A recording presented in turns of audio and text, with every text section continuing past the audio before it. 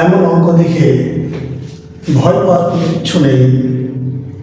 অঙ্কটাকে প্রথমে ভালোভাবে পড়ে নিতে হবে, পড়ে বোঝার চেষ্টা করতে হবে।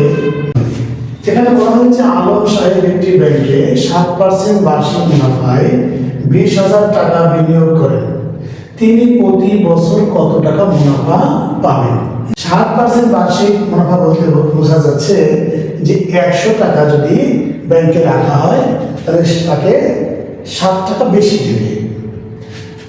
কতদিনে? যদি 1 বছরের জন্য রাখে, যে বার্ষিক 1 বছরের জন্য রাখে, তাহলে 1 বছরে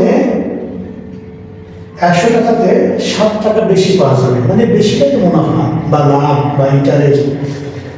তাহলে 20,000 টাকা যদি ব্যাংকে রাখা হতো তাহলে কত টাকা পাওয়া যেত এইটা বের করতে হবে। তাহলে 100 টাকাতে পাওয়া যাচ্ছে 7 টাকা, 1 টাকাতে কত হবে আর 20,000 টাকাতে কত হবে? আমরা এইভাবে লৌকিক নিয়মের মতো করে অঙ্কটা করে দেব। তাহলে 100 মুনাফা হয় 7 টাকা। তাহলে 1 টাকায় মুনাফা অবশ্যই কম, তাহলে কম হলে কি হবে? এই যে এখানকার সংখ্যাটা দিয়ে এই সাথে ভাগ করতে হবে, তাহলে এত টাকা। এবার কয় টাকায়? 20,000 টাকা। যদি আমি 20,000 টাকা খরচ করি, 20,000 টাকা ব্যাংকে রাখি, তাহলে কত টাকা মুনাফা হবে? 20,000 টাকায় মুনাফা হয় 7,100 এবং 20,000, 20,000।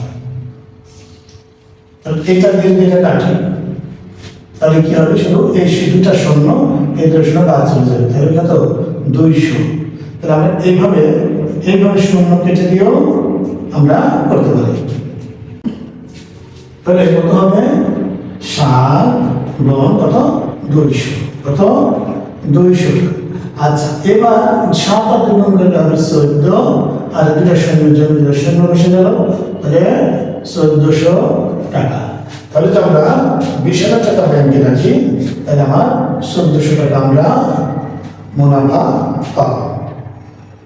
এইভাবে আমরা যত অঙ্ক আছে করে দেব।